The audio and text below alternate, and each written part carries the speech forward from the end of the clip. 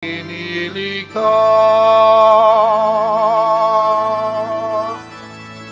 Purihin ang Panginoon,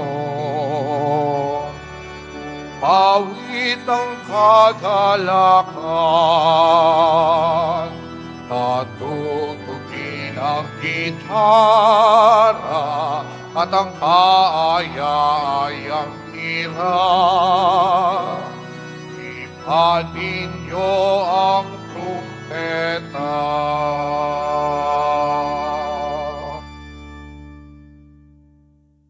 Sa ngalan ng Ama at ng Anak at ng Espiritu Santo, Amen. sumainyo ang Panginoon. At sumaiyo rin. Mga kapatid, aminin po natin ang ating mga kasalanan upang marapat tayong gumanap sa banal na pagdiriwang. Inaamin ko Sa makapangyarihang Diyos at sa inyo mga kapatid, na lubha akong nagkasala sa isip, sa salita, sa gawa, at sa aking pagkukulang. Kaya isinasamo ko sa mahal na Birheng Maria, sa lahat ng mga anghel at mga banal, at sa inyo mga kapatid, na ako'y ipanalangin sa Panginoong ating Diyos. kaawaan tayo ng makapangyarihan Diyos, patawarin tayo sa ating mga kasalanan, at patnubayan tayo sa buhay na walang hanggan. Amen. Panginoon, kaawaan mo kami. Panginoon, kaawaan mo kami. Kristo, kaawaan mo kami. Kristo, kaawaan mo kami. Panginoon, kaawaan mo kami. Panginoon, kaawaan mo kami.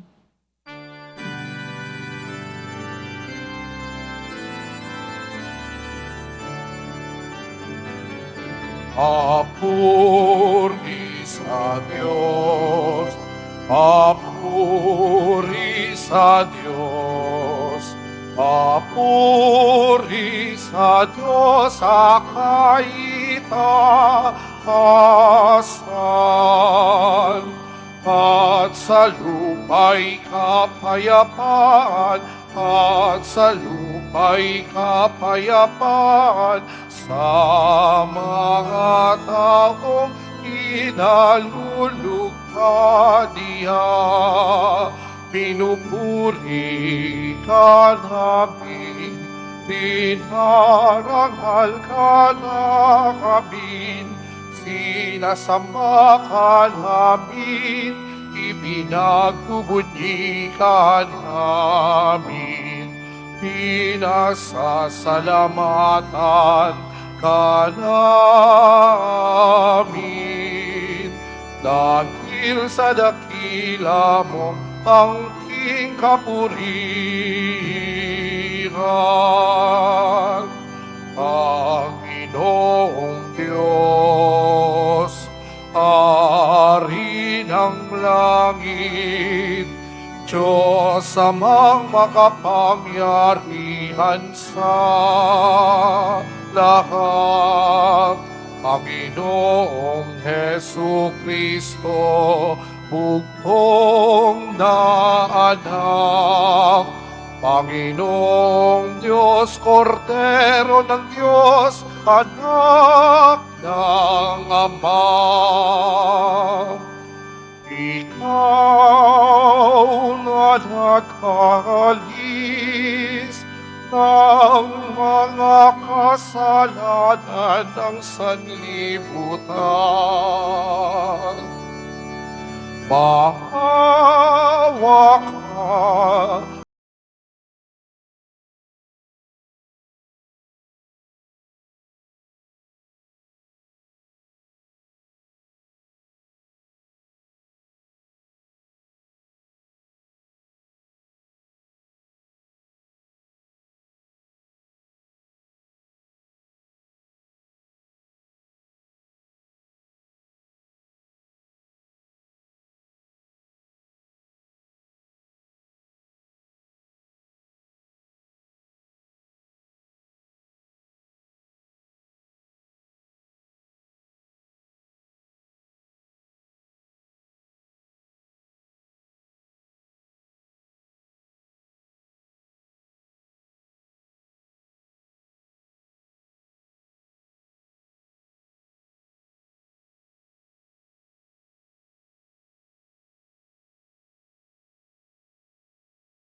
sapagkat ikaw lamang ang banal at ang katakas-takasan. Ikaw lamang, O Jesucristo, ang Panginoon,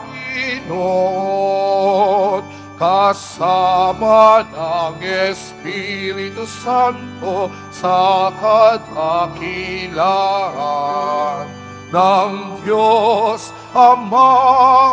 Amen. Ng Diyos Ama. Amen. Papuri sa Diyos. Papuri sa Diyos. Papuri sa Diyos sa kaitaasan.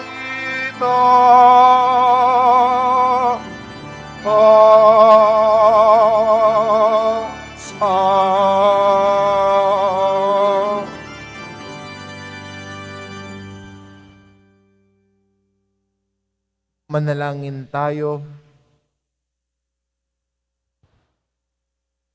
Ama naming makapangyarihan, pakundangan sa pagpapakumbaba ng anak mong masunurin.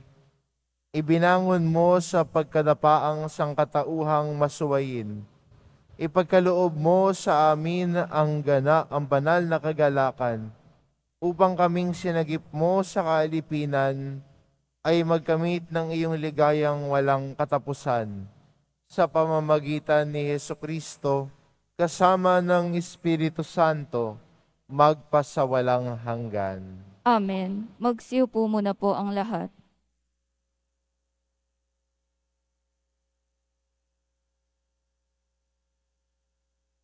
Pagbasa mula sa aklat ni Propeta Ezekiel. Noong mga araw na iyon, nilokoban ako ng Espiritu at itinayo ako upang pakinggan ang isang tinig na nagsasabi, "Tao, susuguin kita sa Israel, sa bansang Suwail. Pagkat mula sa kanilang ninuno, naghihimagsik na sila sa akin hanggang ngayon. Matigas ang kanilang ulo at walang pitagan. Kaya puntahan mo sila at sabihin mong ito ang pinasasabi ng Panginoong Diyos. Sa makinig sila o sa hindi, pagkat matigas nga ang kanilang ulo, malalaman nilang may isang propeta sa gitna nila." Ang salita ng Diyos. Salamat sa Diyos. Mata namin nakatuon sa awa ng Panginoon.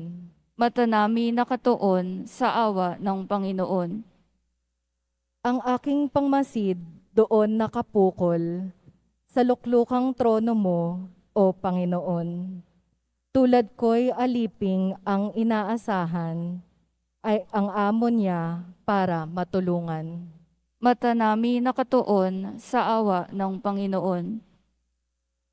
Kaya walang humpay ang aming tiwala, hanggang ikaw poon sa aming maawa. Mahabag ka sana kami kaawaan, labis na ang hirap naming tinataglay. Mata namin nakatuon sa awa ng Panginoon. Kami hinahamak ng mga mayaman, matagal na kaming laging inuuyam, ng mapang-aliping palalot mayabang. Mata namin nakatuon sa awa ng Panginoon.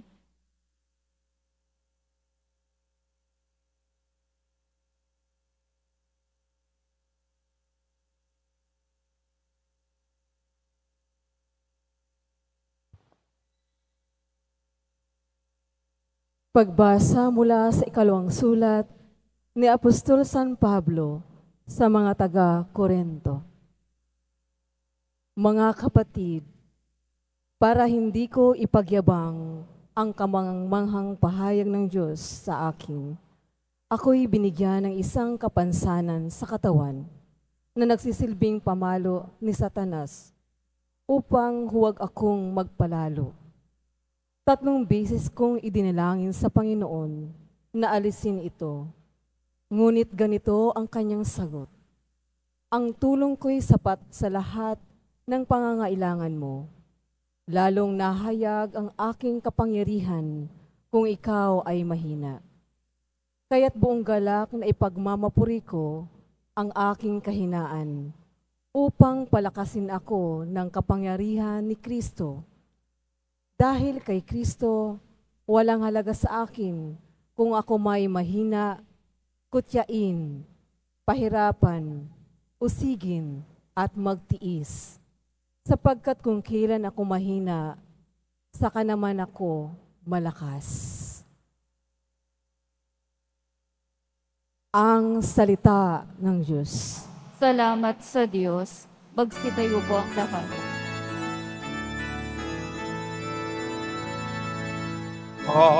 Alleluia,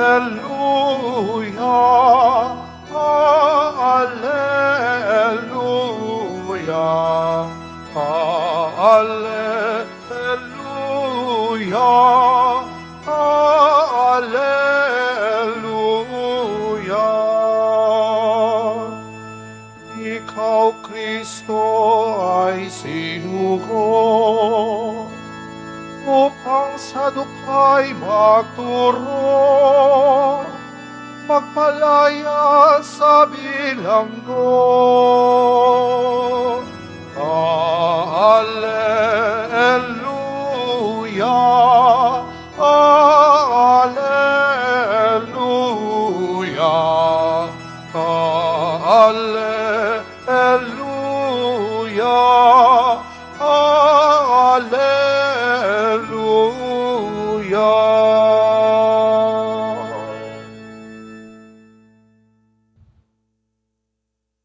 Sumainyo ang Panginoon. At sumaiyo rin. Ang mabuting balita ng Panginoon ayon kay San Marcos. Papuri sa iyo, Panginoon. Noong panahong iyon, si Jesus ay nagtungo sa sariling bayan, kasama ang kanyang mga alagad. Pagdating ng araw ng pamamahinga, nagturo siya sa sinagoga. Nagtaka ang maraming nakarinig sa kanya at nagtanong, saan siya nakakuha ng lahat ng yan? Anong karunungan itong ipinagkaloob sa kanya? Paano siya nakagagawa ng kababalaghan? Hindi ba ito ang karpenterong anak ni Maria at kapatid ni Santiago, Jose, Judas at Simon? Dito nakatira ang kanyang mga kapatid na babae, hindi ba? At siya'y ayaw nilang kilalanin. Kaya't sinabi ni Jesus sa kanila, ang propeta'y iginagalang ng lahat, liban lamang sa kanyang mga kababayan, mga kamag-anak at mga kasambahay. Hindi siya nakagawa ng anumang kababalaghan doon, maliban sa pagpapatong ng kanyang kamay sa ilang may sakit upang pagalingin ang mga ito. Nagtaka siya sapagkat hindi sila sumampalataya. Ang mabuting balita ng Panginoon. Pinupuri ka namin, Panginoong Hesukristo. Magsiupo muna po ang lahat.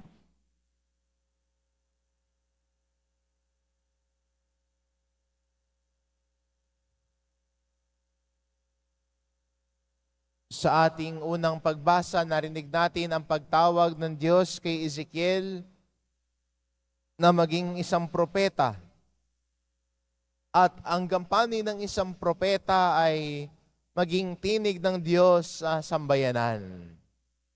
Siya ang magpapaalala sa aral at turo ng Diyos sa bayan na kumakalimot na sa aral at turo ng Diyos. Siya ang magpapaalala, siya ang magiging tinig ng Diyos sa sambayanan. Maganda rin bilang mga Kristiyano, sa pamamagitan ng ating binyag, na tayo din po ay tinatawag na maging propeta bilang mga nakikiisa sa pagiging propeta ni Jesus. Kaya sa ating ebanghelyo, narinig natin, no? Sinabi ni Jesus, inikilala ang propeta liban sa kanyang bayan. At si Jesus din naman ay naging tinig ng Diyos sa kanyang bayan. Siya ang nagpapaalala ng aral at turo ng Panginoon. Minsan siya pa nagpapaliwanag.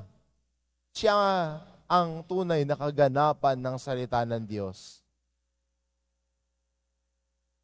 Kaya maganda ring imbitasyon sa atin bilang mga Kristiyano ho ngayon na bigyang halaga din ang pagiging propeta natin. Na tayo mga Kristiyano at deboto, sana ay makiisa sa misyon ni Jesus. Makiisa sa pagiging propeta na nagpapahayag ng katotohanan sa kapwa. Sana hindi tayo yung unang nagpapakalat ng kasinungalingan at chismis. Sana tayo mga Kristiyano, hindi pa tayo yung unang naninira ng kapwa. Ikaw pa yung unang nagsishare ng nabasa mo, fake news pala. Nabasa mo lang, nakita mo lang sa Facebook, ay, totoo nga siguro to. Ikaw naman, pinost mo naman. Yun pala, fake news pala yung na-share mo. Maganda rin, no, bilang Kristiyano, na tignan din, totoo ba itong binabasa ko bago ko paniwalaan? May kakayahan tayo na alamin, no? Tuklasin kung totoo ba ang isang bagay o hindi. Hindi, pag may nagpakita lang sa'yo, may nagkwento sa'yo, paniniwalaan mo na agad. Tayo bilang mga Kristiyano, may kakayahang mag-isip. And also to discern, ano ba ang totoo, ano ba yung hindi. Kaya sana bilang mga Kristiyano, itong una nating hakbang sa pagiging propeta, na alamin, totoo ba to o hindi. Hindi nabasa mo lang, nakita mo lang yung title, shinare mo na agad. Minsan tayo mga Kristiyano, may nakita lang tayo, share agad natin. Minsan tayo pa yung nagkakalat ng maling balita. Tayo pa yung nagkakalat ng chismis. Pero ang propeta nagkakalat ng katotohanan.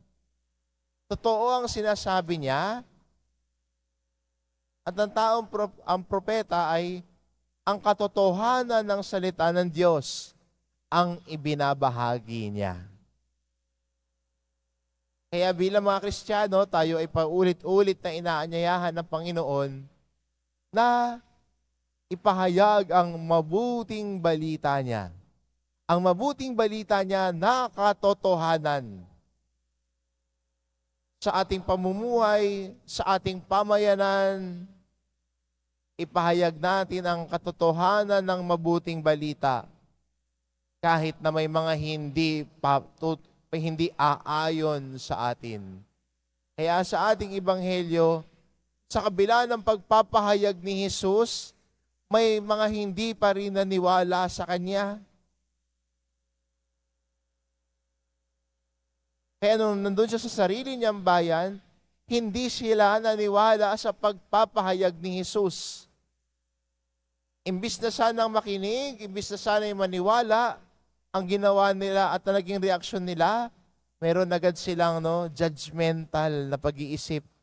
Kilala natin yan, saan niya nakuha yan? Kilala natin yan, ba't ganyan na siya magsalita ngayon? Alam natin sa nakatira yan, tapos ganito na sinasabi niya.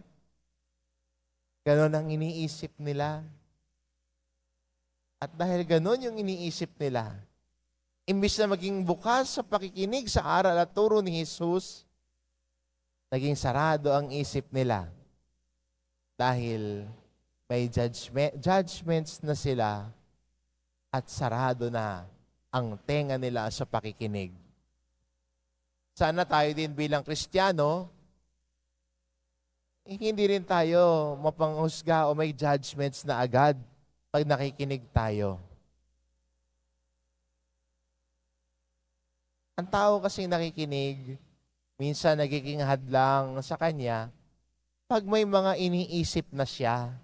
Hindi na bukas sa kanyang puso na maturuan siya. Hindi na bukas sa puso niya na makapakinig pa siya. Dahil iniisip niya, alam ko na yan eh. Narinig ko na yan eh. Kung gano'n ang iniisip natin, hindi na nakikinig. Dahil ang pas pinangahawakan niya, narinig ko na yan eh. Alam ko na yan eh. Ba't ko papakikinggan yan?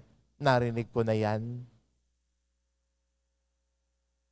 Pero bilang mga deboto, bilang mga nananampalataya, dito lagi tayong unang inaanyayahan na maging tagapakinig ng salita ng Diyos. Tagapakinig ng aral at turo ni Jesus. At mula sa pagiging tagapakinig, tayo ngayon ay inaanyayahan ng Panginoon na isabuhay ang pinakinggan at ibahagi ito sa iba. At ang tao na naninindigan sa katotohanan ng mabuting balita, kahit na minsan, siya iuusigin sa kanyang paninindigan sa katotohanan, iyon ang propeta. Hindi natatakot sa sasabihin ng iba.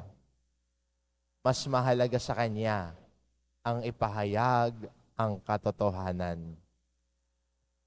Kaya maganda rin po sa atin at imbitasyon sa atin bilang mga Kristiyano ngayon na maging propeta din tayo sa bawat isa. Hindi yung propeta na utos ng utos, kundi yung propeta na kayang ipahayag ang katotohanan na may malasakit sa kapwa.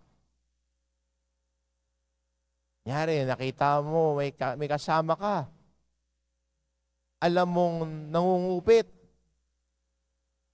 Pababayaan mo lang ba yun? Sasabihin mo na lang, kaibigan naman kita, sige, hati tayo. Magkano ba nakuha mo? Hati na lang tayo.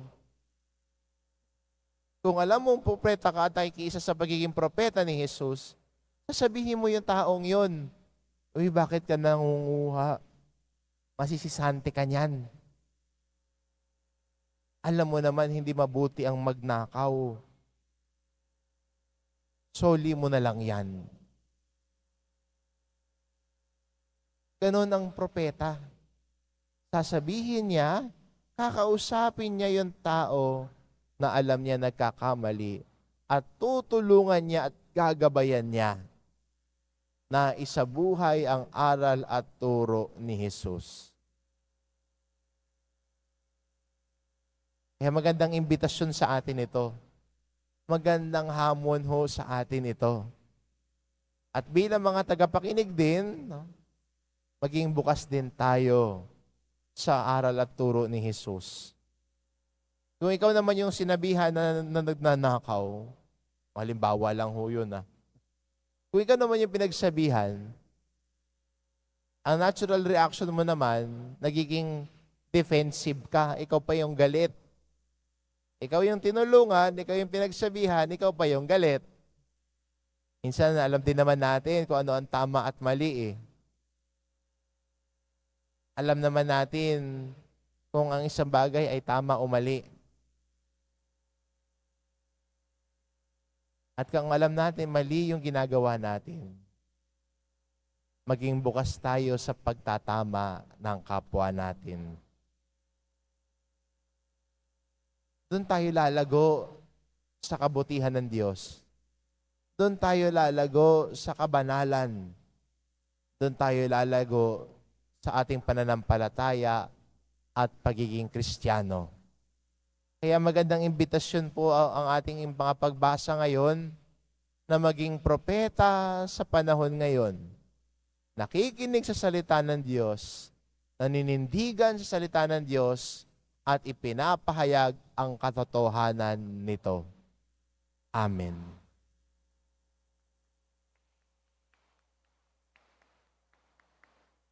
Magsitayo na po ang lahat.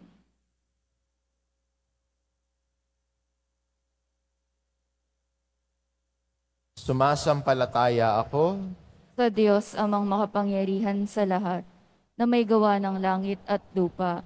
Sumasampalataya ako kay Jesucristo, iisang anak ng Diyos, Panginoon nating lahat. Nagkatawang tao siya lalang ng Espiritu Santo. Ipinanganak ni Santa Mariang Birhen. Pinagpakasakit ni Poncio Pilato. Ipinako sa krus, namatay, inilibing. Nanaog sa kinaroroonan ng mga yumao. Nang may ikatlong araw na buhay na maguli, umakyat sa langit, naluluklok sa kanan ng Diyos amang makapangyarihan sa lahat.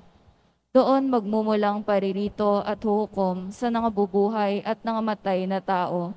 Sumasampalataya naman ako sa Diyos Espiritu Santo, sa banal na simbahang katolika, sa kasamahan ng mga banal, sa kapatawaran ng mga kasalanan, sa pagkabuhay na muli na nangamatay na tao, at sa buhay na walang hanggan. Amen.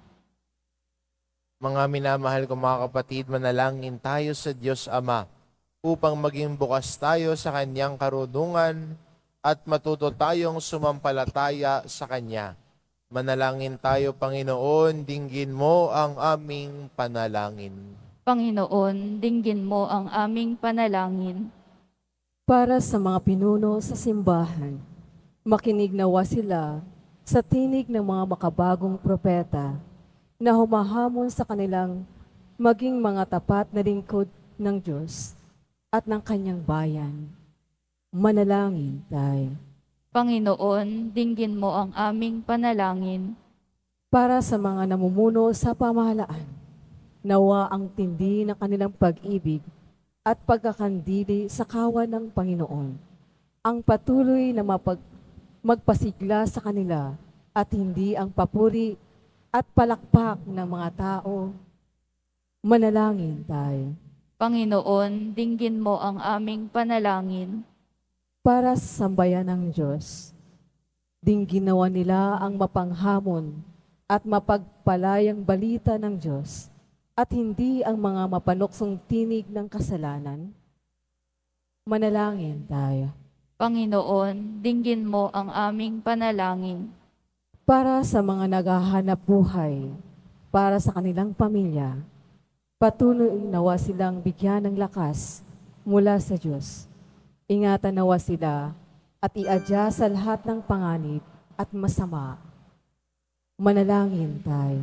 Panginoon, dinggin mo ang aming panalangin.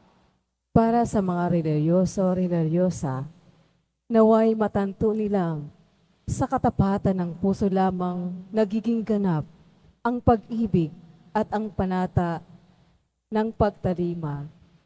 Manalangin tayo. Panginoon, dinggin mo ang aming panalangin.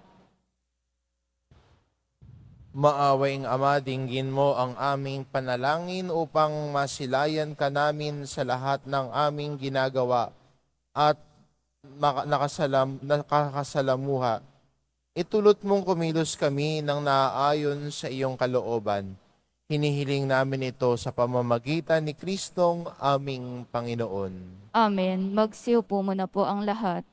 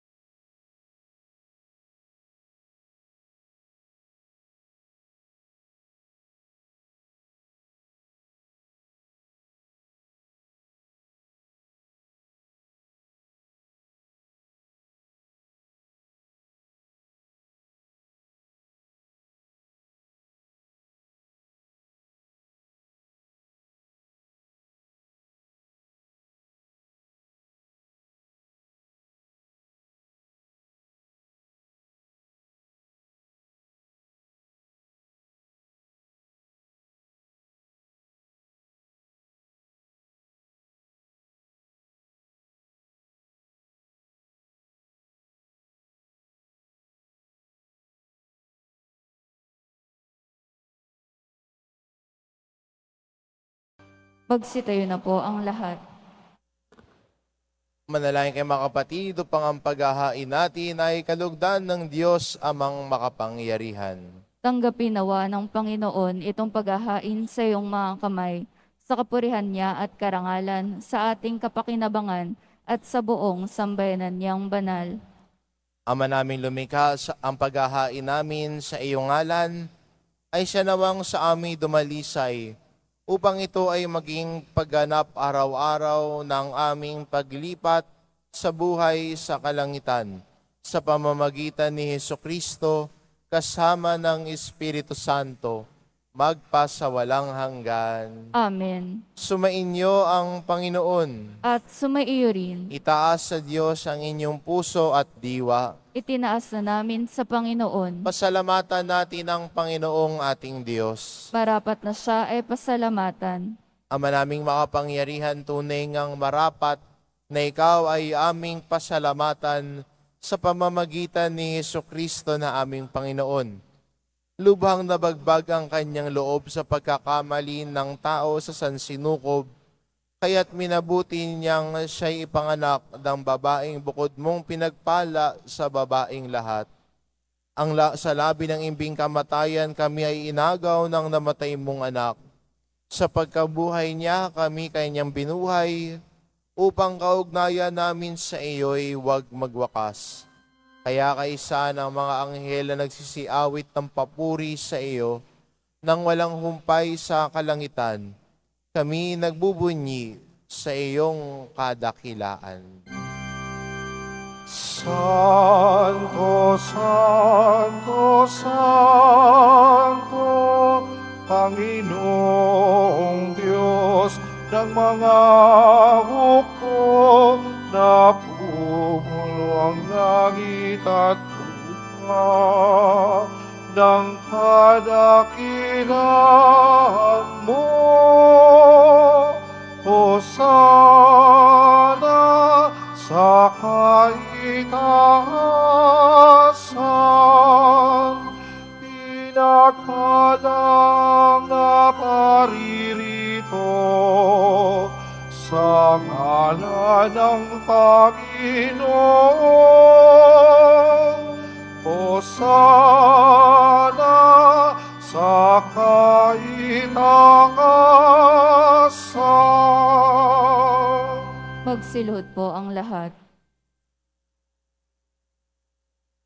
Ama naming banal, ikaw ang bukal ng tanang kabanalan, kaya't sa pamamagitan ng iyong Espiritu, gawin mo banal ang kaloob na ito upang para sa amin maging katawan at dugo ng aming Panginoong Hesukristo. Bago niya pinagtiisang kusang loob na maging handog, hinawakan niya ang tinapay, pinasalamatan kanya, pinagati-hati niya iyon, iniabot sa kanyang mga alagad at sinabi, "Tanggapin ninyong lahat ito at kanin. Ito ang aking katawan na ihahandog para sa inyo."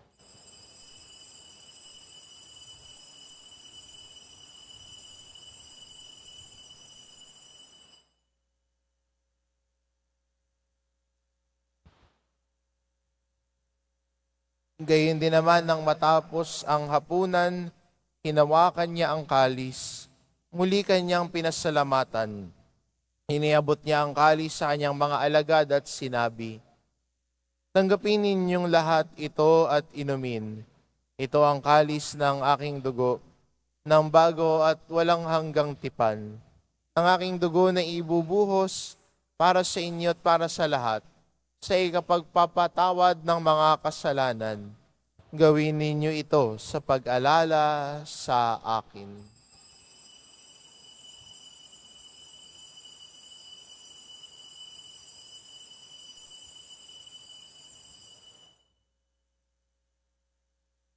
Magsitayo na po ang lahat. Ipagbunyi natin ang misteryo ng pananampalataya. Si Kristo'y namatay, si Kristo'y nabuhay, si Kristo'y babalik sa wakas ng panahon. Ama, ginagawa namin ngayon ang pag-alala sa pagkamatay at muling pagkabuhay ng iyong anak. Kaya tinaalay namin sa iyo ang tinapay na nagbibigay buhay at ang kalis na nagkakaloob ng kaligtasan. Kaming nagpapasalamat dahil kami yung minarapat na tumayo sa harap mo para maglingkod sa iyo. Isinasamo namin kaming magsasalo-salo sa katawan at dugo ni Kristo ay mabuklod sa pagkakaisa sa pamamagitan ng Espiritu Santo. Amalingapin mo ang iyong simbahang laganap sa buong daigdig. Puspusin mo kami sa pag-ibig, kaisa ni Francisco na aming Papa at ni Jose na aming Obispo at ng Tanang Kaparian. Alalahanin mo rin ang mga kapatid naming nahimlay, nang may pag-asang sila'y muling mabubuhay. Gayon din ang lahat ng mga pumanaw. Kaawaan mo sila at patuloyin sa iyong kaliwanagan. Kaawaan mo at pagindapatin kaming lahat na makasalo sa iyong buhay na walang wakas. Kaisa na mahal na Birheng Maria na ina ng Diyos, ng kabiyak ng puso niyang si San Jose, kaisa ng mga apostol at ng lahat ng mga banal na namuhay dito sa daigdig ng kalugod-lugod sa iyo, maipagdiwang nawa namin ang pagpupuri sa ikararangal mo sa pamamagitan ng iyong anak na aming Panginoong Heso Kristo. Sa pamamagitan ni Kristo, kasama niya at sa Kanya, ang lahat ng parangal at papuri ay sa iyo, Diyos amang makapangyarihan, kasama ng Espiritu Santo, magpasawalang hanggan.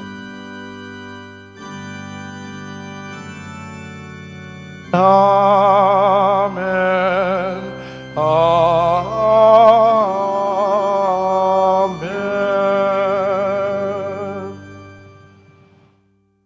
Sa tagubilin ng mga nakagagaling na utos at turo ni Jesus na Panginoon natin at Diyos, ipahayag po natin ng lakas loob. Ama namin, sumasalangit ka, sambahin ang ngalan mo, mapasa amin ang kaharian mo, sundin ang loob mo dito sa lupa para ng sa langit. Bigyan mo kami ngayon ng aming kakanin sa araw-araw, at patawarin mo kami sa aming mga sala, para ng pagpapatawad namin sa nagkakasala sa amin, at huwag mo kaming ipahintulot sa tukso, at iadya mo kami sa lahat ng masama. Hinihiling namin kami adya sa lahat ng masama, pagkalooban ng kapayapaan araw-araw, iligtas sa kasalanan at ilayo sa lahat ng kapahamakan. Samantalang aming pinananabikan ang dakilang araw ng pagpapahayag ng tagapagligtas naming si Heso Kristo. Sapagkat iyo ang kaharian at ang kapangyarihan at ang kapurihan magpakailanman. Amen. Panginoong Hesukristo, sinabi mo sa iyong mga apostol, kapayapaan ang iniiwan ko sa inyo, ang aking kapayapaan ang ibinibigay ko sa inyo.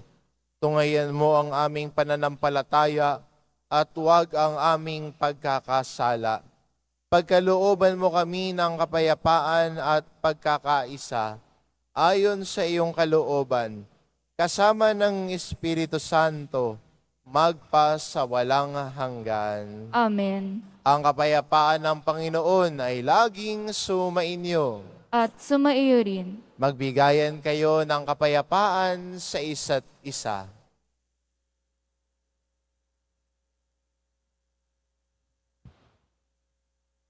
Kordero ng Diyos na nag-aalis ng mga kasalanan ng sanlibutan, maawa ka sa amin.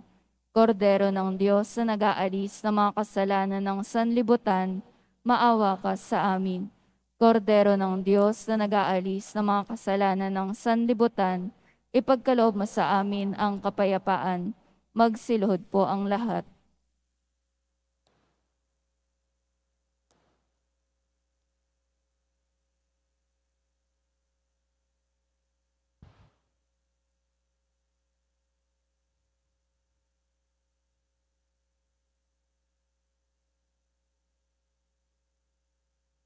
Itong kordero ng Diyos, ito ang nag-aalis ng kasalanan ng sanlibutan. Mapalad ang mga inaanyayahan sa kanyang piging. Panginoon, hindi ako karapat-dapat na magpatuloy sa iyo, ngunit sa isang salita mo lamang ay gagaling na ako.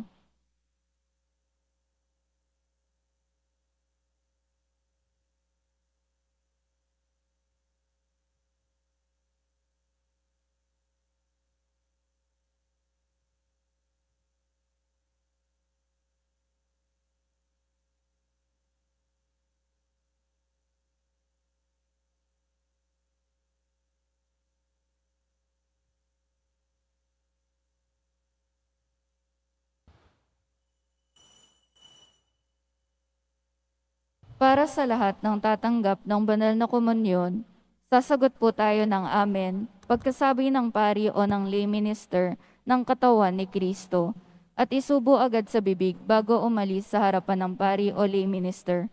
Sumunod po tayo.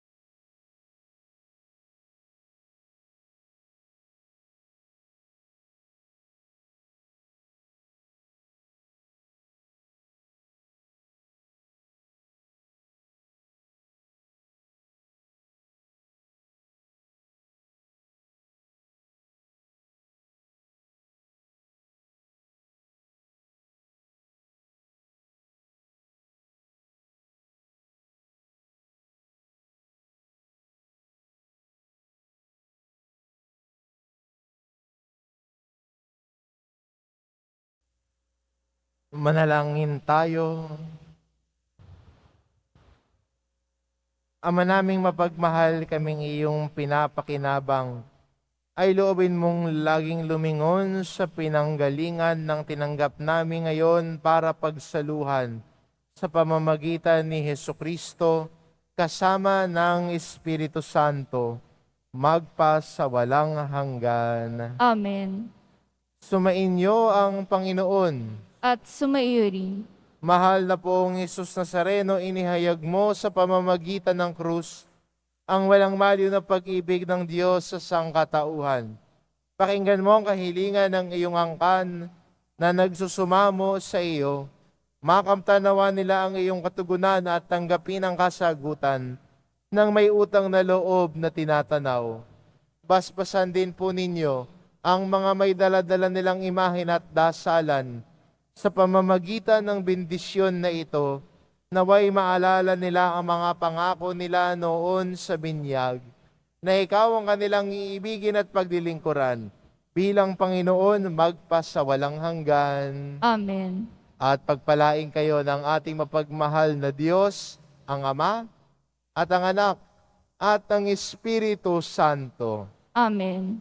Humayo kayo, taglay ang kapayapaan ng poong Hesus Nazareno. Salamat sa Diyos.